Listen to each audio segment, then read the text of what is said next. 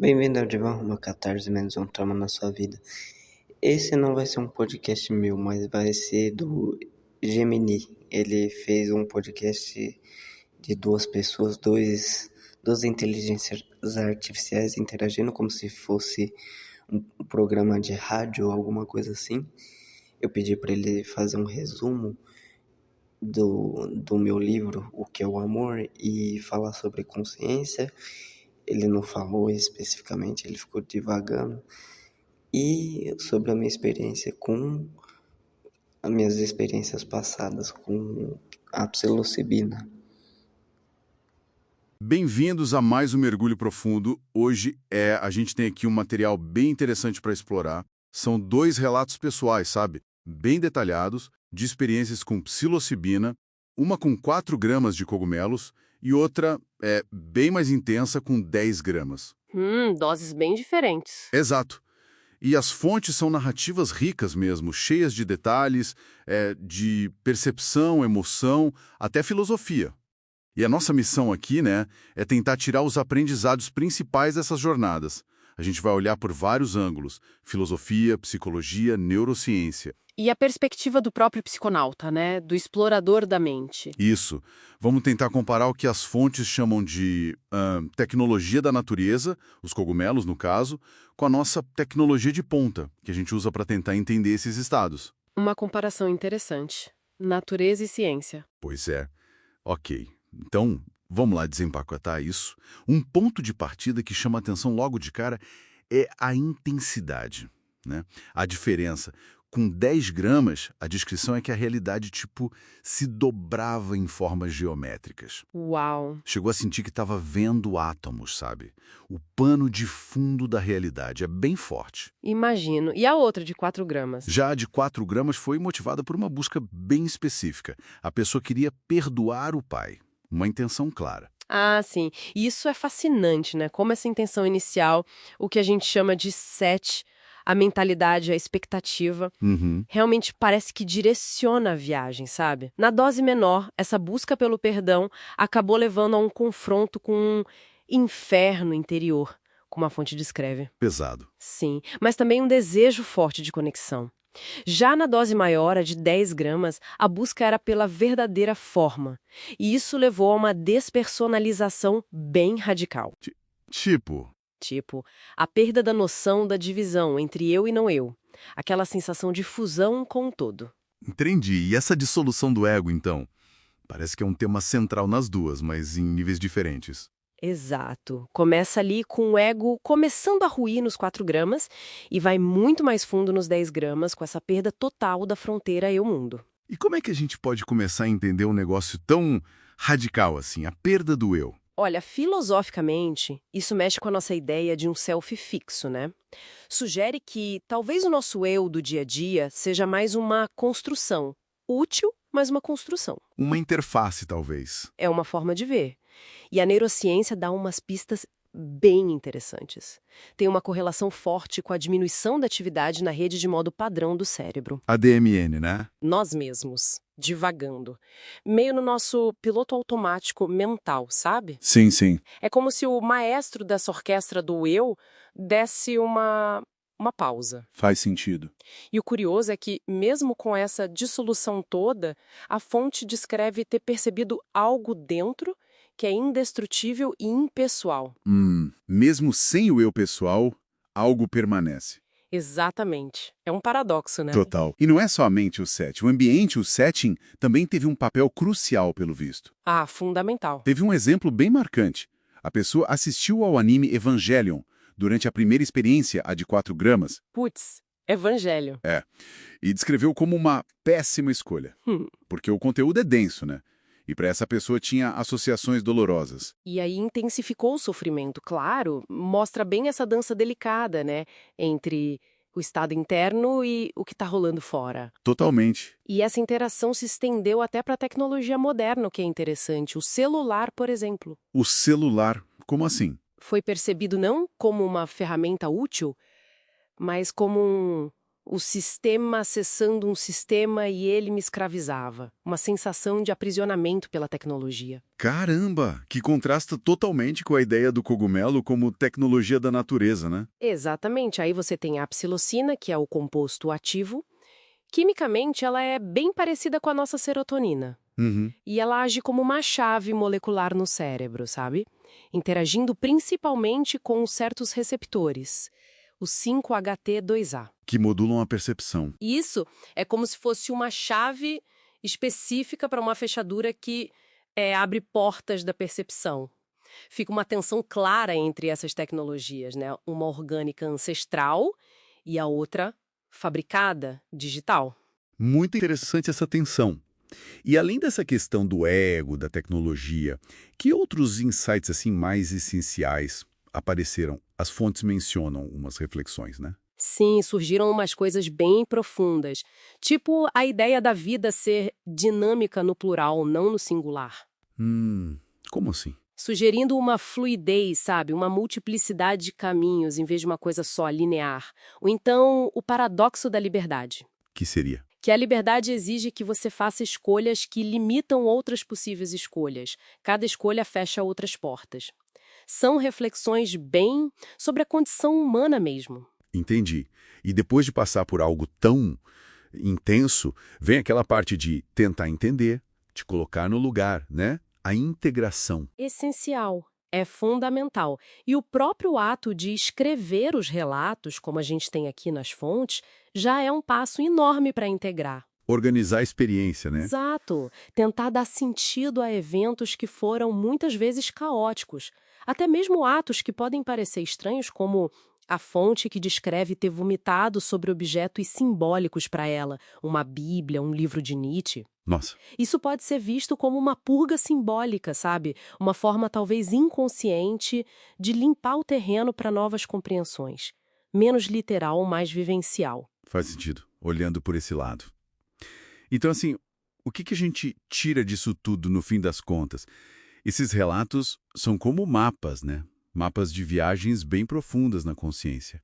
Mostram confrontos com o eu, com a realidade, usando essa tecnologia da natureza. Sim.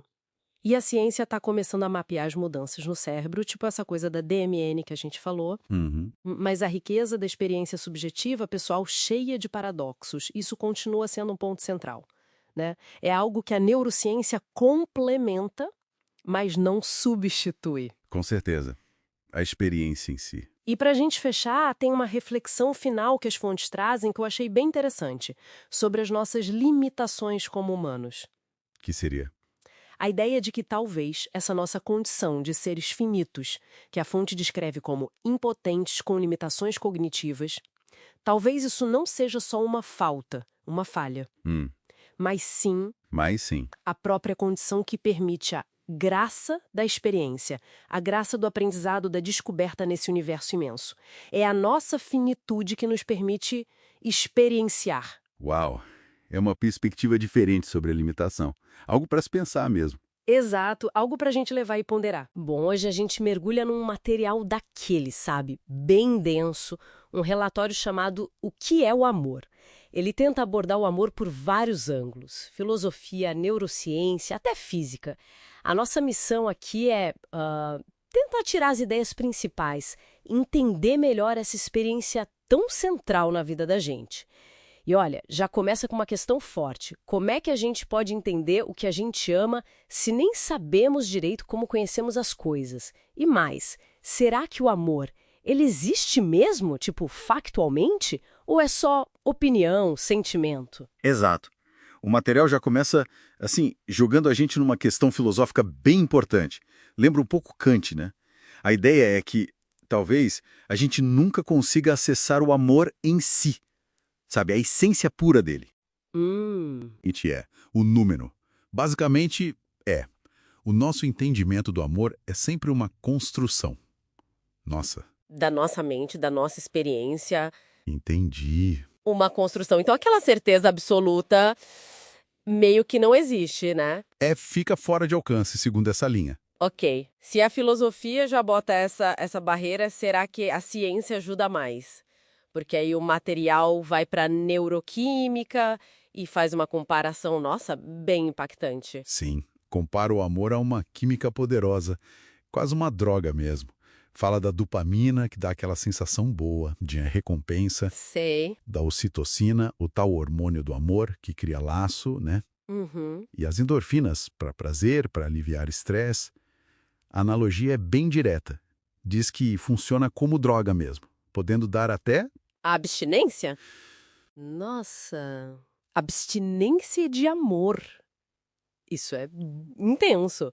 Mas peraí, o próprio material, ele deixa claro se essa química toda é a causa do amor ou só um reflexo dele? Então, aí é que está o ponto-chave, essa ambiguidade. O texto fala que os neurotransmissores são bidirecionais. Bidirecionais. Como assim? Tipo, podem ser causa e efeito. E isso abre a porta para uma ideia ainda mais radical que o material levanta. Que ideia? E se o amor for, digamos, ontologicamente anterior? Ontologicamente anterior. Tipo, existir antes. Isso. E se o sentimento de amor, a ideia, existir antes da química no cérebro, como algo mais fundamental, e os neurônios só viabilizam isso, só expressam esse conceito que já está lá. Uau! Isso muda bastante a perspectiva.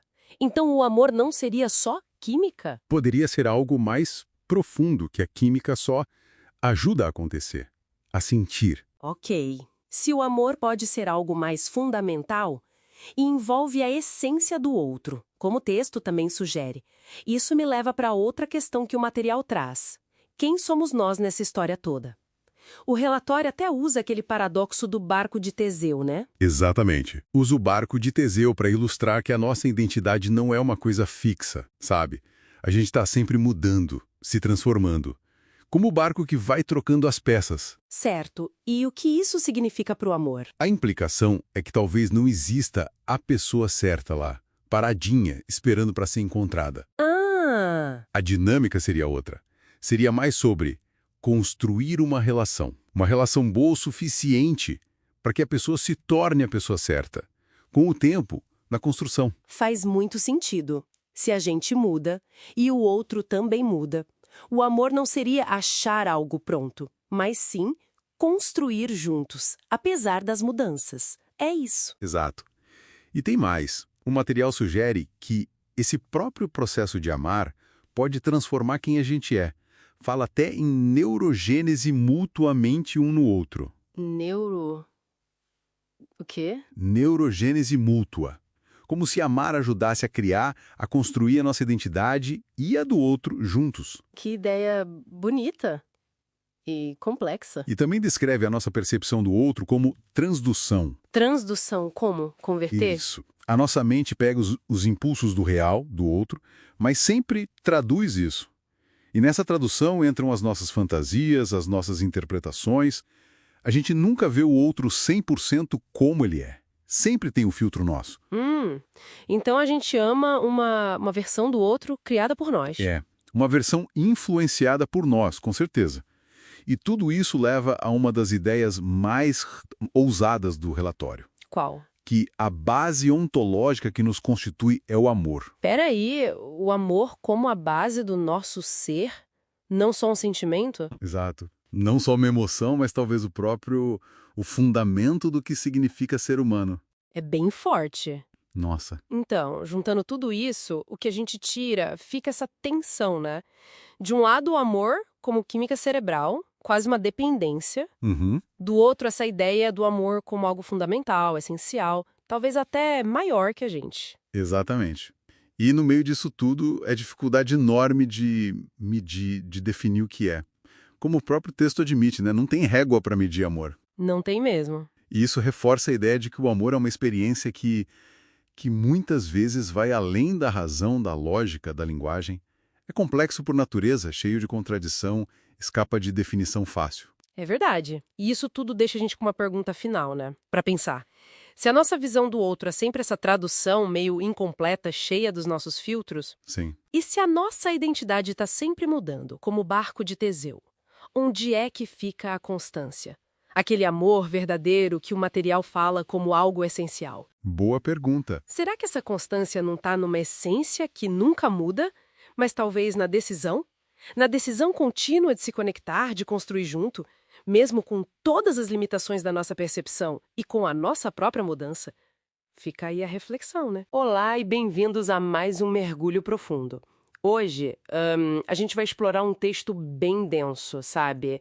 Do Ziurusky, O que é o Amor 3.pdf.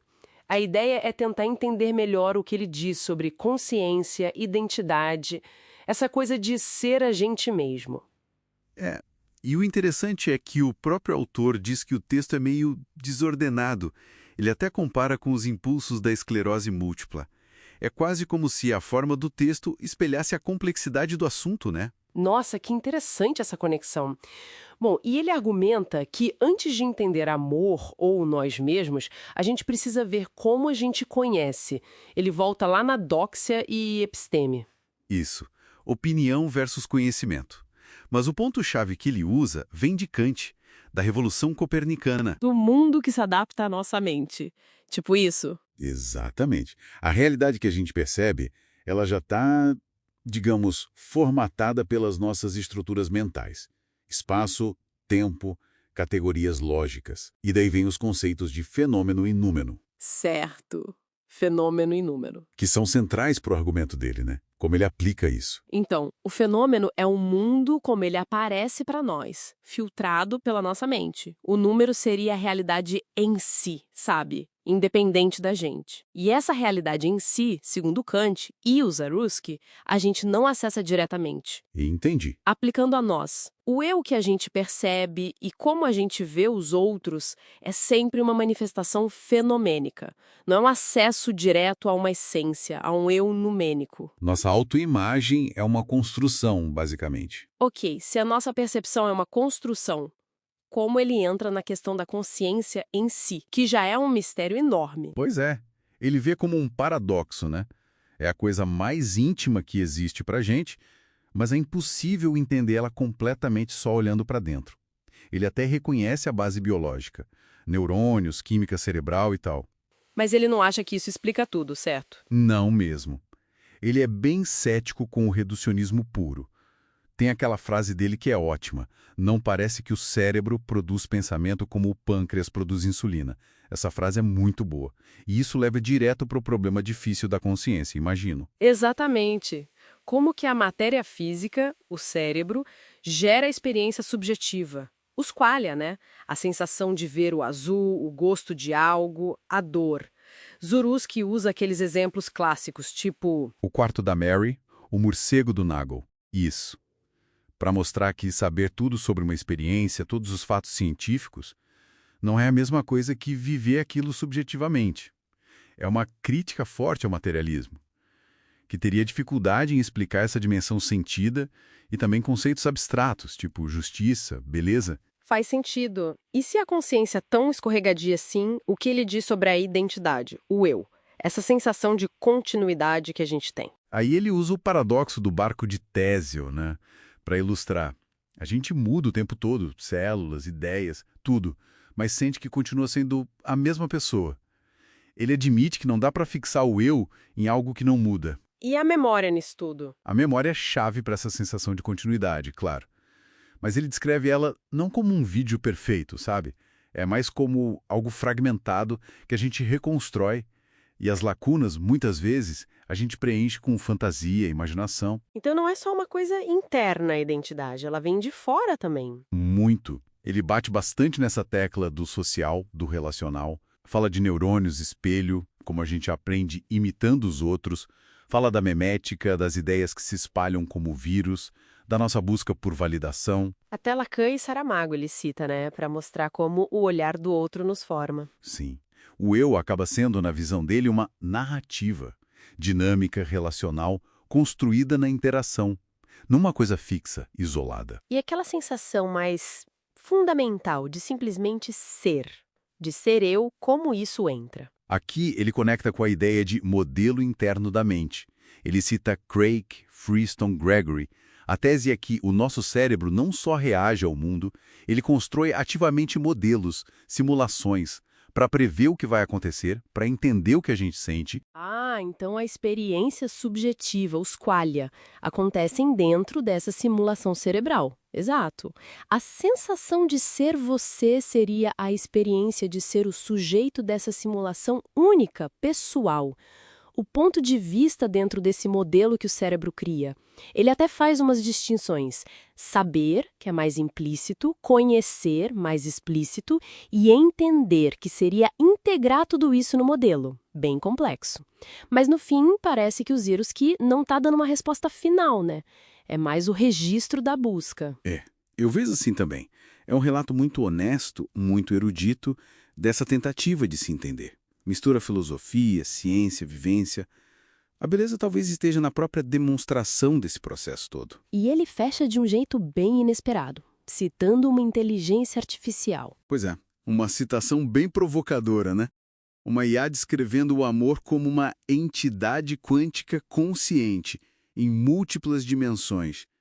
Acho que pode ser visto como um jeito de admitir os limites do que a gente entende hoje. E talvez uma abertura para pensar diferente. Exato. Uma abertura para paradigmas totalmente novos para pensar a mente, a subjetividade, talvez até o amor, quem sabe. Fica a reflexão, então, se para entender o ser a gente precisa desses saltos, talvez para o quântico ou outras dimensões, o que isso diz sobre onde a investigação da mente pode nos levar? É algo para continuar pensando, com certeza.